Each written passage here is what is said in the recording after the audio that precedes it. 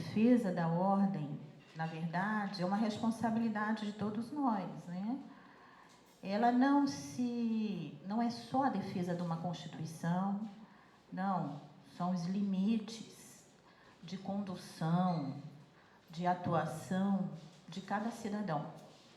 Como também a própria defesa, ela abrange o que mais? Ela abrange, por exemplo, as omissões e atuações de autoridades que põem em risco o nosso equilíbrio como Estado e instituições. Então, é algo muito amplo. E a Constituição Federal, ela traz esses mecanismos.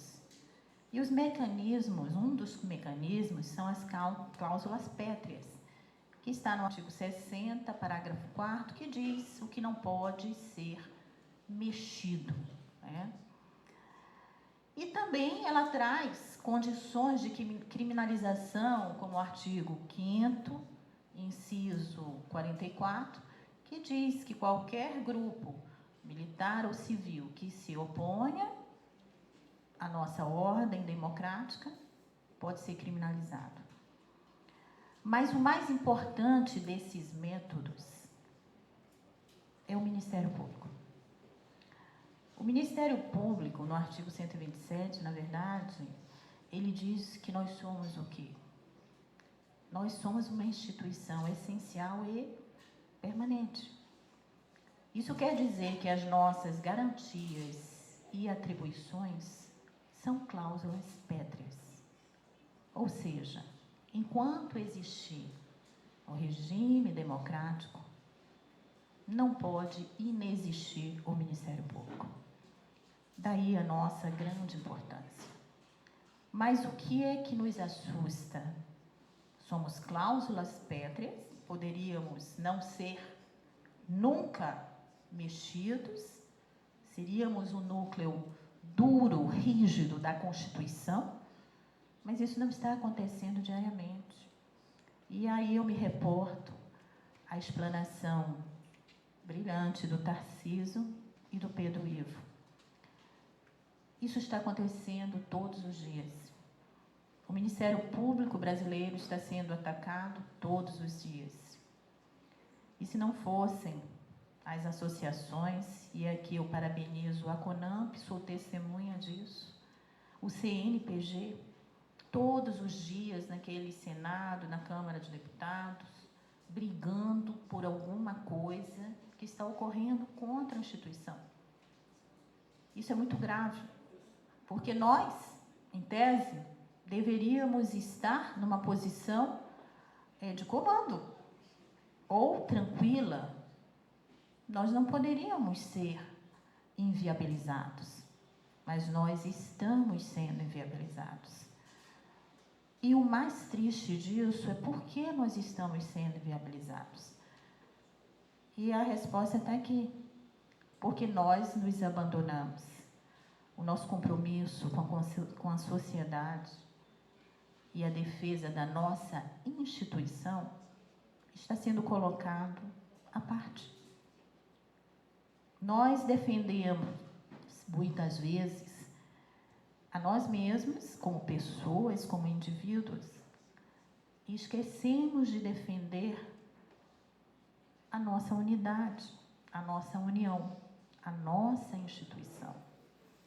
Isso significa dizer que nós abrimos mão de sermos cláusulas pétreas, em que nós podemos ser atacados, nós podemos ser inviabilizados. E quem vai perder com isso?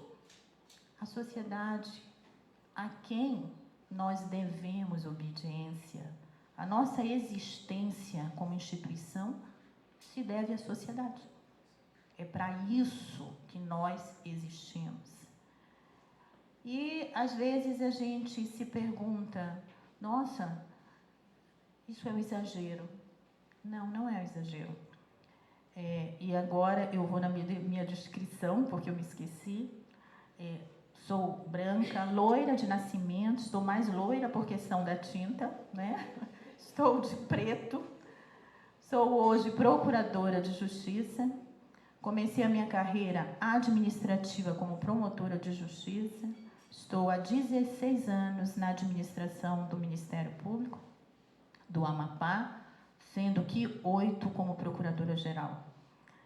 E eu estou dizendo isso porque é um fato que nesses últimos anos a gente percebe que houve um abandono de nós mesmos. Nós não nos interessamos mais pela instituição em muitos casos. Isso é grave, porque quando nós não nos interessamos pela instituição em que nós somos essenciais, nós abrimos mão de tudo. Nós abrimos mão do respeito, nós abrimos mão da consideração, nós abrimos mão das nossas atribuições e alguém vai fazer isso, porque não existem espaços vazios. E como nós, que somos essenciais na defesa da ordem jurídica, da cidadania, da democracia, dos direitos fundamentais, nós abrimos mãos de nós mesmos. Isso coloca o regime democrático em risco.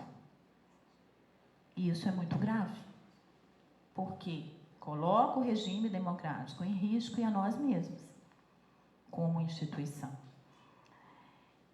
E todo esse tempo que a gente tem caminhado juntos, e eu vejo a Norma um trabalho excepcional na PEC 37. Naquele momento, a população estava conosco. Isso não aconteceu na PEC 05. Teve que haver um convencimento muito grande do Congresso. Mas a população já não estava conosco. Então, gente, é tudo muito importante. É importante que a gente tenha todo esse reconhecimento salarial, todas esses direitos. Mas também é muito importante que a gente não pratique a autofagia. Isso está acontecendo demais. Por exemplo, no Rio de Janeiro, a situação da ATS, eles têm legislação, como nós também temos, legislação sobre o ATS. Nós conseguimos aprovar, como bem disse a Norma, combinado com o TCE, que são os órgãos de controle do Estado, combinado com o governo do Estado, mas agora nós precisamos aguardar. Porque, por exemplo, quem denunciou o Ministério Público do Rio de Janeiro, que tem legislação própria? Integrantes do Ministério Público. E por quê? Não perde todo mundo? É a falta de pertencimento à instituição, de respeito à instituição. Com isso, se cair o Rio de Janeiro, cai todo mundo. Então, o que acontece? Fica todo mundo aqui aguardando o que o Conselho vai decidir. Fica aqui todo mundo aguardando o que o TCU vai decidir. Porque qualquer movimentação nossa, tem alguém da instituição que, por questões outras, denuncia. Cadê a unidade? Cadê o respeito pela sua própria instituição? Todo mundo perde. Eu não consigo entender isso. Então, como uma instituição que é tão grandiosa, tão importante e que tem uma das maiores essencialidades da Constituição, que é a defesa da sociedade, ela se perde em si mesma, ela não consegue avançar por falta de unidade. Então, eu trago aqui a palavra do Tarcísio, quando ele fala de Saramago, que ele disse que precisamos reconstruir, recomeçar. E é isso que nós precisamos. Nós precisamos, como membros do Ministério Público, refazer esse caminho, refazer o compromisso, ratificar o compromisso com a sociedade e com a nossa instituição. Porque só assim nós não vamos conseguir avançar, não. É o que eu estava falando com a Monique. Nós vamos conseguir manter o que nós temos. Porque avançar, se continuar desse jeito, se torna algo muito difícil. Porque nós temos um congresso achando que a gente só quer ter penduricalhos, que a gente só quer se dar bem, como eu ouvi de um senador há poucos dias. Mas nós não queremos estar nas comarcas, nós não queremos ouvir mais a população. Isso é muito triste, porque é o pensamento do Congresso. E não é de um senador, são vários. Então nós precisamos reverter isso. Nós precisamos dizer, não, nós estamos aqui, nós somos essenciais, nós somos a defesa da ordem jurídica, do sistema democrático. Nós somos Ministério Público. Mas primeiro nós precisamos acreditar em nós mesmos, porque senão ninguém vai acreditar na gente. Então, gente, esse momento aqui em Caruaru é um momento, eu acho, mágico. Primeiro que vocês têm o mestre, eu estive até no alto do Moura, Vitalino, desculpe, em que ele ultrapassou fronteiras e hoje ainda tem obras dele no Museu do Louvre. Olha que bonito. Isso significa dizer que quando você acredita em você, quando você pertence ao seu estado, ao seu país, você faz a diferença. Então, esse momento aqui em Caruaru, nós precisamos refletir e fazer a diferença para o resto do país. Dizer, nós somos Ministério Público.